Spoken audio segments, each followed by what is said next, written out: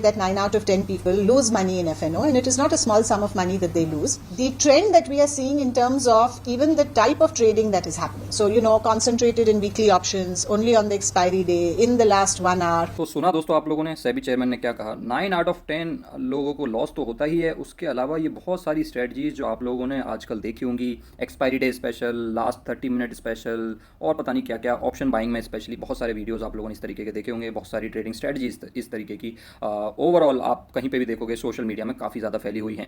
और ये सारी चीज़ें सेबी की नज़र में काफ़ी टाइम से चल रही हैं, क्योंकि ये जो 9 आउट ऑफ 10 आप लोगों को लॉस करते हुए जो लोग दिख रहे हैं, इसमें से मोस्टली लोग दोस्तों ऑप्शन बायर होंगे।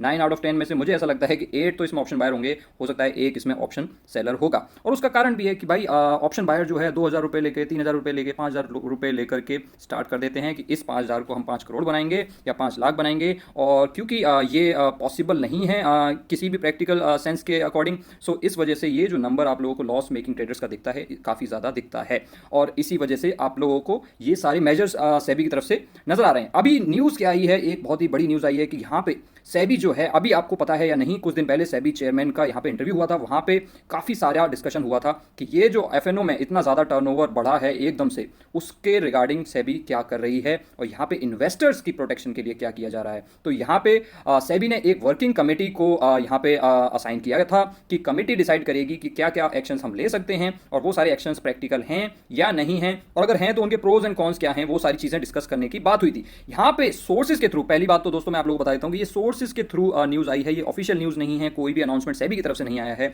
सोर्सेज ने मनी कंट्रोल को बताया है कि जो वर्किंग कमेटी है वो इस प्रपोजल पे काम कर रही है। प्रपोजल क्या कहता है? प्रपोजल कहता है कि जो अभी आपने देखा होगा जो लॉट साइज हैं आप लोगों ने कई बार चेंज होते हुए देखे होंगे। फॉर एग्जांपल रिलायंस का पहले 500 हुआ करता था, वो 250 हो गया था। उसी तरीके से काफ़ी एस्ट्रल हो गया, टाइटन हो गया, इन सबके लॉट साइज कम हुए हैं। लॉट साइज कम कब होते हैं? जब स्टॉक का प्राइस काफ़ी ज़्यादा बढ़ जाता है, तो जो लॉट की वैल्यू है, लॉट की वैल्यू होती है जो स्टॉक का प्राइस है उसको आप उसके लॉट साइज से मल्टीप्लाई कीजिए, तो लॉट की वैल्यू को 5 लाख के आसपास फिलहाल रखा जाता है। अगर इससे ज़्यादा चला जाता है तो नेक्स्ट साइकिल में उसको रिवाइज करके लॉट साइज को कम किया जाता है और 5 लाख के आसपास फिर से लाया जाता है। अगर स्टॉक गिर जाता है तो लॉट साइज को बढ़ाया भी जा सकता है। फॉर एग्जांपल ऐसा विप्रो में हुआ था, क्योंकि विप्रो का स्टॉक बहुत ज़्यादा गिर गया था, लॉट की वैल्यू काफ़ी ज़्यादा कम हो गई थी, तो उसका लॉट साइज बढ़ाया गया और उसको 5 लाख के आसपास लाया गया। लेकिन अब ये जो चीज़ है, ये 5 लाख वाली जो चीज़ है, नए प्रपोजल के अकॉर्डिंग वो 20 to 30 लाख तक जा सकती है।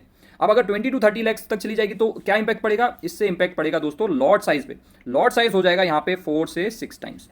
लॉट साइज बढ़ जाएगा, और लॉट साइज बढ़ जाने की वजह से क्या होगा? क्वांटिटी, जो मिनिमम क्वांटिटी किसी को भी लेनी पड़ेगी वो बढ़ जाएगी। मिनिमम क्वांटिटी लेने से क्या होगा? जब मिनिमम क्वांटिटी लेने से बढ़ जाएगी तो जो लोग 2,000, 3,000, 5,000 से ट्रेड कर पाते थे, स्पेशली ऑप्शन बायर्स, वो लोग अब नहीं कर पाएंगे, क्योंकि उनको 4 to 6 टाइम्स अब पैसे रखने पड़ेंगे। फॉर एग्जाम्पल जो 2,000 से करते थे उनको अब 8,000 या 12,000 से करना पड़ेगा। चलिए 2-3 हज़ार तो मैंने ज़्यादा छोटा ले लिया, मैं अगर 10,000 ले लेता हूँ कि अगर कोई 10,000 से पहले ऑप्शन बाइंग कर पाता था तो उसको अब 50 to 60,000 रखने पड़ेंगे, जो कि हर एक के बस की बात नहीं है। तो इसमें अपने आप ही जो 50,000 से छोटे या 60,000 से छोटे, 40,000 से छोटे ट्रेडर्स हैं वो अपने आप ही मार्केट से आउट हो जाएंगे, या फिर वो कहीं से और उधारी ला करके पैसा लाएंगे, फिर से मार्केट में लगाएंगे, तो फिर और भी ज़्यादा दिक्कतें हो जाएंगी। बट इससे कुछ ना कुछ इंपैक्ट पड़ना चाहिए टर्नओवर पे, और टर्नओवर नीचे आना चाहिए, जो कि सेबी चाहता है कि यहाँ पे स्पेक्यूलेशंस स्पेशली जो जिस तरीके की चल रही हैं वैसी चीज़ें ना हो। क्योंकि जो इनिशियली एफएनओ या डेरिवेटिव्स को लाया गया था वो लाया गया था हेजिंग पर्पसेस के लिए। फॉर एग्जाम्पल कोई बड़ा इवेंट होने वाला है तो किसी की बहुत बड़ी होल्डिंग्स होती हैं, फॉर एग्जाम्पल FIS DIS की, तो वो पुट बाय करके बैठ जाते हैं, या फिर आगे कुछ ऐसा इवेंट होने वाला है जिसकी आपको फॉर एग्जांपल काफ़ी ज़्यादा अनसर्टेनिटी है,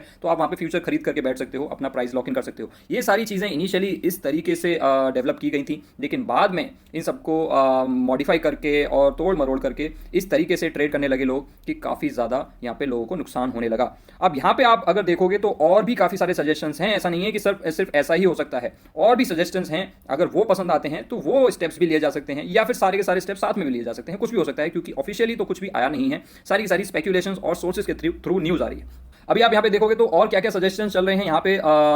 जो सजेशन चल रहा है कि कॉन्ट्रैक्ट साइज को बढ़ाया जाए, वो तो अभी पीछे दिखाया था वही था।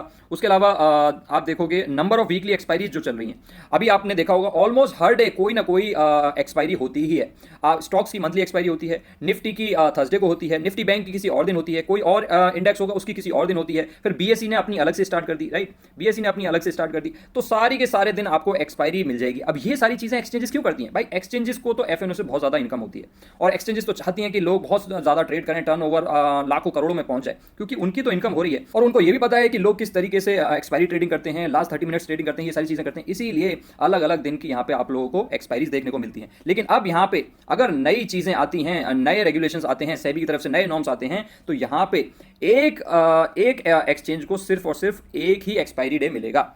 एक एक्सचेंज को एक ही एक्सपायरी डे मिलेगा, यानी कि एनएससी की हो सकती है थर्सडे को हो और बीएससी की हो सकती है वेंसडे को, या हो सकता है दोनों की थर्सडे को भी हो सकती है, किसी भी तरीके से हो सकता है। लेकिन यहाँ पे नंबर ऑफ वीकली एक्सपायरीज को कम किया जा सकता है और उसको लिमिट किया जा सकता है। इस तरीके से काफ़ी सारे एक्शंस लिए जा सकते हैं, जिससे कि ये जो टर्नओवर है, स्पेशली जो छोटे छोटे ट्रेडर्स हैं, उनको मार्केट से बाहर किया जा सके, जिससे कि उनका लॉस बच सके। क्योंकि दोस्तों 5,000 10,000 से अगर आप सोच रहे हैं बीइंग एन ऑप्शन बायर यहाँ पे ऑप्शन सेलर से जीता जा सकता है, तो उसके चांसेस काफ़ी ज़्यादा स्लिम हैं। यस, लाखों में एक दो हो सकते हैं, या उनका बिगिनर्स लक कहिए या कुछ भी कहिए, लेकिन बहुत ज़्यादा चांसेस जो हैं वो कम हैं। इतने कम चांसेस मुझे नहीं लगता किसी और चीज़ में होंगे। लॉटरी सिस्टम में भी हो सकता है आपके इससे ज़्यादा चांसेस हों। आप यहाँ पे देख सकते हो कि स्ट्राइक प्राइसेस को भी कम किया जा सकता है। अभी आपको हर 50 पॉइंट 100 पॉइंट्स पे स्ट्राइक प्राइसेस मिल जाते हैं, वहाँ पे भी थोड़ी सी कमी आ सकती है। Up front collection of option premium from option buyers, ये हो सकता है। Intraday monitoring of position limits, यहाँ पे इंट्राडे में भी आई थिंक ऐसा हो सकता है कि इतने लॉस के बाद यहाँ पे पोजीशन को काट दिया जाए।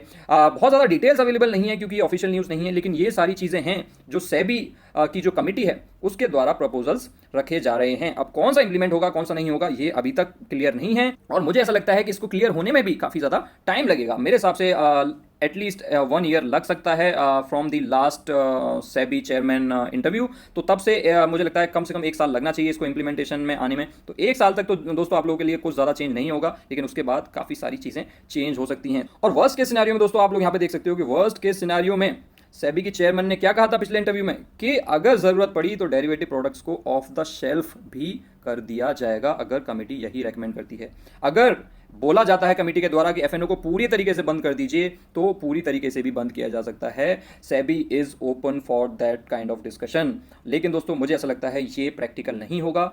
चाहे काफ़ी लोग इसको ट्रेडिंग की तरह या फिर बैटिंग की तरह या फिर एक दिन में जीरो टू हीरो की तरह यूज़ करते हैं, लेकिन कुछ लोग तो इसको हेजिंग की तरह यूज़ कर रहे होंगे और उनसे मेरे हिसाब से ये हक नहीं छीनना चाहिए और मुझे नहीं लगता कि सेबी उनसे ये हक छीनेगी।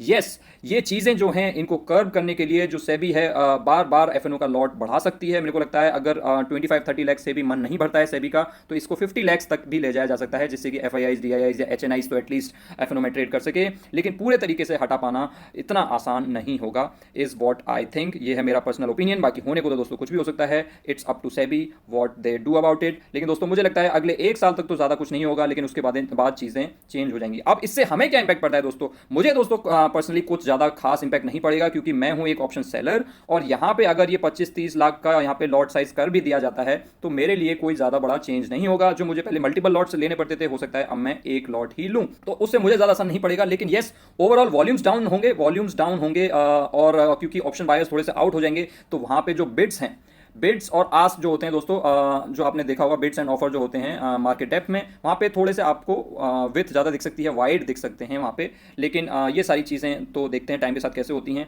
सिर्फ यही एक इम्पैक्ट है जो हमें थोड़ा सा अफेक्ट कर सकता है कि वहाँ पे लिक्विडिटी की दिक्कत आना शुरू हो जाए। अदरवाइज कोई ज़्यादा बड़ा असर नहीं पड़ना चाहिए। इनफैक्ट मुझे ऐसा लगता है कि अब जो स्पेकुलेशन इस तरीके से होती थी, जो इतनी ज़्यादा वॉलिटिलिटी होती थी स्पेशली निफ्टी बैंक और निफ्टी में स्पेशली ऑन एक्सपायरी डेज, वो थोड़ी सी और कम ही हो जाएगी। तो मेरे ऊपर ज़्यादा असर नहीं पड़ेगा अभी, तो मुझे ऐसा लग रहा है। बाकी आगे चीज़ें देखते हैं। लेकिन आपके ऊपर क्या असर पड़ेगा दोस्तों, आप मुझे नीचे कमेंट सेक्शन में बता सकते हो और आपका क्या मानना है इसके बारे में, आप मुझे ये बता सकते हो। तो ओवरऑल दोस्तों इसका जो इंपैक्ट है सबसे ज़्यादा ऑप्शन बायर्स पे पड़ेगा, स्पेशली जो छोटे ऑप्शन बायर्स हैं। लेकिन अगर आप ऑप्शन सेलर हो तो यहाँ पे हमारी एक सीरीज चल रही है जिसमें ऑप्शन सेलिंग चैलेंज चल रहा है 365 डेज का, आप ये चेकआउट कर सकते हो। Thanks for watching guys, I will see you next time.